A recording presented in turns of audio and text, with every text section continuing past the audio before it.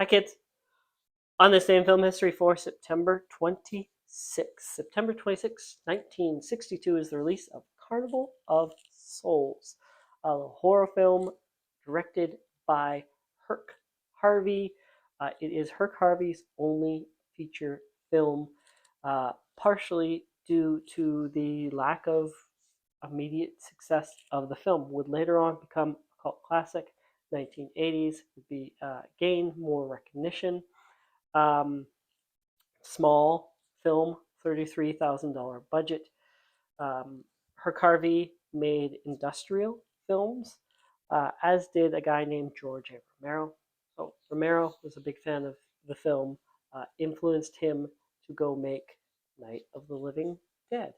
Other people who have cited the film, it's got a dreamlike quality, so you can see how a guy like David Lynch is a fan of the film, or someone like Sam Raimi, who also started making very small, budgeted, tight budget horror films. James Wan has also said that he is a fan of Carnival of Souls. So if you haven't seen Carnival of Souls, maybe check it out. September 26, 1968 is the release of Oliver, the musical drama adaptation of Oliver Twist, directed by Carol Reed of The Third Man, among others. This one had a $10 million budget, made $77 million at the box office, was nominated for 11 Academy Awards, won 6 of those, including Best Picture and Best Director for Carol Reed.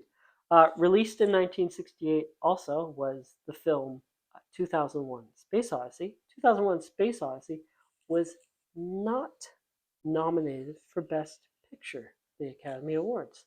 Kubrick was nominated for Best Director, but of course lost to Carol Reed.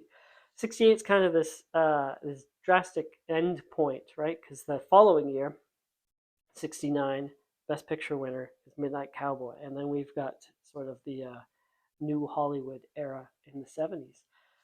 All right, 2006, September 26th, is the release of The Departed, which is a remake Hong Kong film, Eternal Affairs, directed by Martin Scorsese, of course. Also influenced by, they throw in sort of the Winter Hill Gang. Jack Nicholson's character is inspired by Whitey Bulger. And then, of course, we have DiCaprio and Damon and everyone else who is in the film. This film had a $90 million budget, made $291 million at the box office, was nominated for 5 Academy Awards, won 4 of those. One for editing, Thelma. There you go, Thelma. One for the screenplay, and it won Best Picture, and it won Best Director. Finally, 2006, Martin Scorsese gets Best Director. The one that didn't win was Mark Wahlberg was nominated for Best Supporting Actor. Marky Mark did not win. Alan Arkin won that year for Little Miss Sunshine. Also nominated Best Supporting Actor that year was Eddie Murphy for Dreamgirls. Reportedly, he was very upset about that. Okay, let's do an event. 1949, the Hollywood Land sign is just changed to Hollywood. So Hollywood sign is 100 years old, 1923. It's first erected. Originally says Hollywood Land. It's there to promote a land development.